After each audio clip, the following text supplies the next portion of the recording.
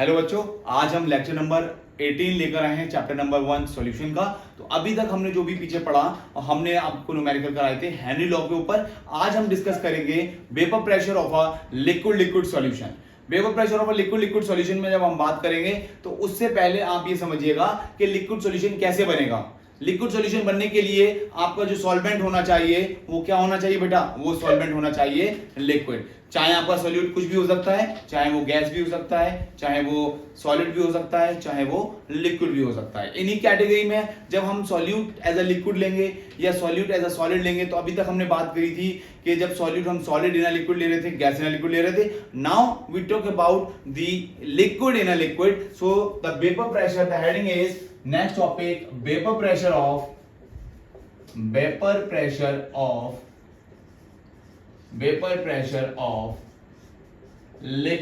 Liquid solution. इस heading को पढ़ने से पहले, इस हेडिंग के बारे में जानने से पहले आप लोगों से मुझे पूछना है कि what is vapour pressure. Vapour pressure क्या है? जनरली हम क्या देते हैं, the pressure exerted by the vapours. Generally हम बोल देते हैं the pressure exerted by the vapours is known as vapour pressure. मतलब जो भी प्रेशर एक्सर्ट कर रही है वेपर्स। ठीक है सर, बहुत ही बढ़िया बात। अब बेटा क्या होगा, अब हम इसको थोड़ा पढ़ेंगे कि कब होता है वेपर प्रेशर, कब निकाला जाता है। तो अगर मैं इस टॉपिक के अंदर आपको जो भी आप ले रहे हो लिक्विड, वो कैसे लेंगे हम? वॉलेटाइल। कैसे लेंगे? वॉलेटाइल। वॉलेटाइल मींस इनको हिंदी में बोलते हैं उड़नशील। उड़नशील या आप बात करेंगे परिवर्तनशील।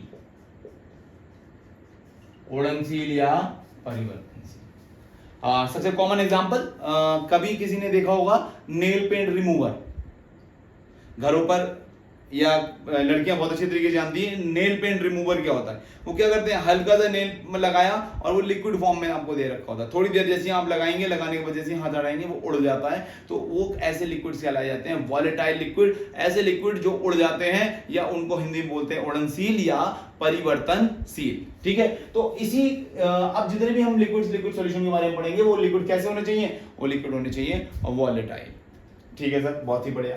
वॉलेटाइल होंगे तो वॉलेटाइल्स होंगे तो उड़ेंगे तो वेपर्स बनेंगी, और वेपर्स जब बनेंगी तो उससे क्या मिलेगा हमें? वेपर्स प्रेशर मिलेगा।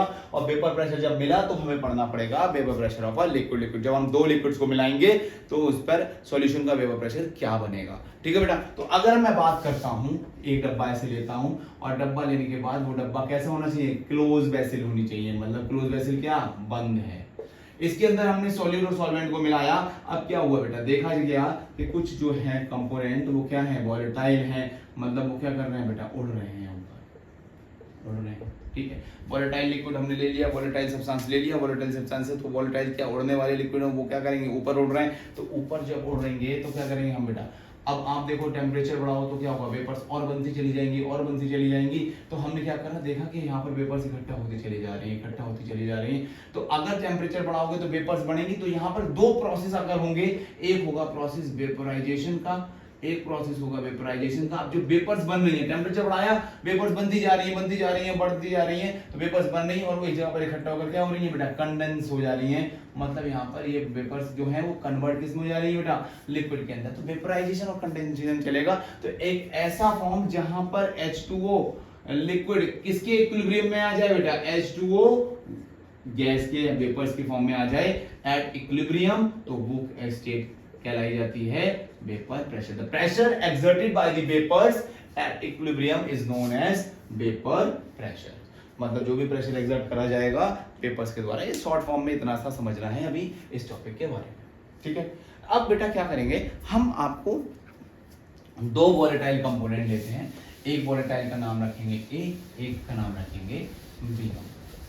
एक वॉलेटाइल कंपोनेंट ए है, मतलब एक लिक्विड हमने ए लिया और दूसरा लिक्विड हमने बी लिया। अब टॉक अबाउट करेंगे, हम बात करेंगे vapour pressure of liquid solution में, और वो लिक्विड कैसे होने चाहिए? वॉलेटाइल। तो मेरे पास एक डब्बा है ए और दूसरा डब्बा मैंने लिया बी। ये एक डब्बा है, तो एक डब्बा है, इसके अंदर ए टाइप के मॉलिक्यूल्स होंगे। कैसे होंगे बेटा मॉलिक्यूल्स? ए टाइप के होंगे। एक डब्बा ये लिया, ये होगा बी, तो इसके अंदर बी टाइप्स के मॉलिक्यूल्स होंगे। क्लियर है? और हमने क्या करा बेटा, इन दोनों को मिला दिए, तो यहाँ पर क्या होगा? ए प्लस बी टाइप्स के मॉलिक्यूल्स बोलो या आप बोलो वेपर्स होंगे, कि वॉलेटाइल्स हैं तो इनके अंदर वेपर्स होंगे। तो अगर मैं बात करूं कि ए के लिए, तो ए कंपोनेंट है, B component, let us take an binary solution. हम एक बाइनरी सॉल्यूशन ले रहे हैं। बाइनरी सॉल्यूशन वो सॉल्यूशन होते हैं जिनके अंदर दो कंपोनेंट होते हैं। मैंने दो कंपोनेंट मान लिया, एक कंपोनेंट माना, एक कंपोनेंट बी माना। यहीं पर अगर मैं बात करूंगा तो इसके बारे में क्या करना है, अगर यही चीज देखेंगे तो इसका पार्शियल प्रेशर जो होगा वो क्या होगा बेटा, पी ए होगा, ठीक है। अगर मैं बात करूं मोल फ्रैक्शन की, तो मोल फ्रैक्शन क्या है बेटा, इसका हो जाएगा काई ए। सिमिलरली यहाँ पर मैं बात करूंगा, यहाँ पर हो जाएगा पी बी और इसी का हो जाएगा काई बी। यहीं पर एक साइंटिस्ट आए जिनका नाम था राउट्स। यहाँ पर एक साइंटिस्ट थे जिनका नाम था क्या बेटा, राउट्स एक साइंटिस्ट, एक फ्रेंच केमिस्ट थे। और ये फ्रेंच केमिस्ट थे तो इन्होंने एक बात बोली, क्या बोली उन्होंने बात बेटा, the partial pressure of any gas is directly proportional to its mole fraction. मतलब जो भी पार्शियल प्रेशर है किसी भी गैस का वो डायरेक्टली प्रोपोर्शनल है उसके मोल फ्रैक्शन के। The partial pressure of any gas is directly proportional to mole fraction. जैसे ही आप यहाँ पर प्रोपोर्शनलिटी साइन हटाएंगे एक कांस्टेंट आ जाएगा, that is known as P naught and chi. अगर मैं बात करूंगा, this is a P naught chi, partial P is the partial pressure, P naught means vapour pressure of pure component, chi is the mole fraction of that component. ये हमें बताया था किसने, एक राउट्स, एक फ्रेंच केमिस्ट थे। अब हम क्या है कि इस राउट लॉ को हम अप्लाई करेंगे किस पर, हम अप्लाई करेंगे दोनों कंपोनेंट्स के ऊपर। तो सबसे पहले मैं बात करूंगा फॉर वन कंपोनेंट। ये आपने डायग्राम बना लीजिएगा या फोटो बना लीजिएगा। अगर मैं बात करता हूं for a component, A component की बात करूंगा, किसकी बात करूंगा, ए कंपोनेंट की बात करूंगा। तो ए कंपोनेंट क्या है कि A component means partial pressure of A is directly proportional to the mole fraction of A. जैसे ही प्रोपोर्शनलिटी साइन हटाऊंगा एक कांस्टेंट आ जाएगा, P is equals to P naught A chi A, P naught A chi A. Here P A is partial vapour pressure of component A। P naught A is a partial vapor pressure of pure component A, and chi A is the mole fraction of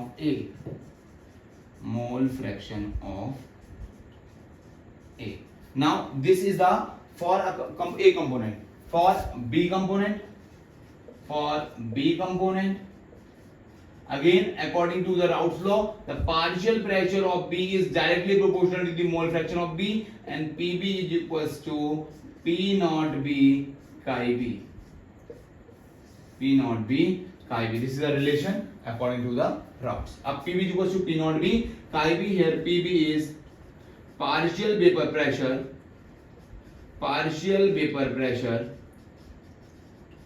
of component B, and P naught B is a partial vapor pressure of pure component। जहां पर not आ जाएगा तो समझिएगा pure component की बात कर रहा है। जब ये सिंपल एक था, बी मिलाया, अब इन दोनों को हमने क्या करा, मिक्स कर दिया, तो हमें एक नया तरीके का मिल गया A B, and chi B is the mole fraction of B. Clear बेटा, इतनी बात आपको लोगों को कितनों को समझ में आई कि भाई राउट्स ने बोला कि जो पार्शियल प्रेशर है किसी भी गैस का, किसी भी लिक्विड का, वो डायरेक्टली प्रोपोर्शनल है किसके, मोल फ्रैक्शन के। तो P equals to P naught chi. हमने इस राउट्स लॉ को अप्लाई किया ए कंपोनेंट के ऊपर, तो रिलेशन आया P equals to P naught chi A, और PB के लिए गया तो PB equals to P naught B chi B। हम आगे बढ़ते हैं और आगे बढ़ने के बाद हम इसका रिलेशन बताते हैं।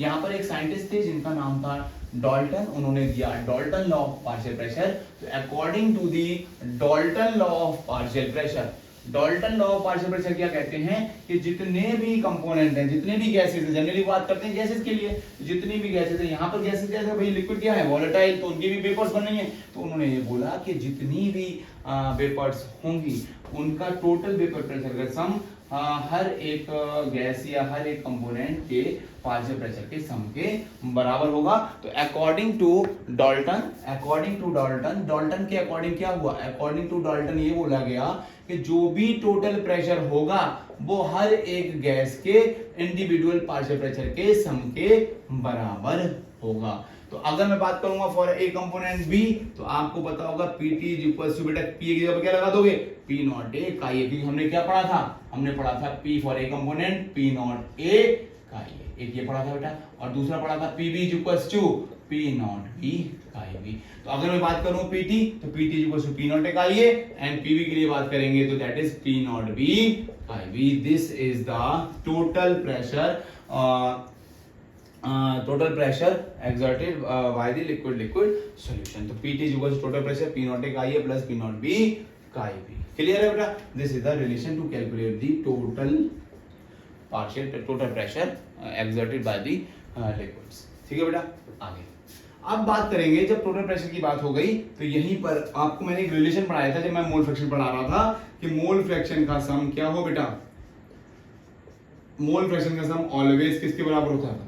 अब सर ये आगे क्या बता रहे हैं आप, क्या पढ़ा है बेटा, कभी कभार क्या होता है जब किस्मत खराब होती है बोर्ड पॉइंट ऑफ व्यू से, बोर्ड के एग्जाम में, तो आपको एक कंपोनेंट दे दिया, सपोज मैं बोलूं कि सपोज ए मैंने माना सॉल्यूट है, बी मैंने माना सॉल्वेंट है, तो ए दे दिया और आपसे कह रहा है you have to calculate the value of B, आपको बी के मोल फ्रैक्शन या बी का प्रेशर कुछ भी निकालना है, तो कैसे निकालेंगे। तो अगर मैं बात करूं मुझे कैलकुलेट करना है ए के लिए, तो काई ए क्या होगा बेटा 1 माइनस काई बी, मैं इसके अंदर पुट कर दूंगा, तो PT is equals to P naught A, और काई ए की जगह पे क्या आ जाएगा 1 minus chi B plus P naught B काई।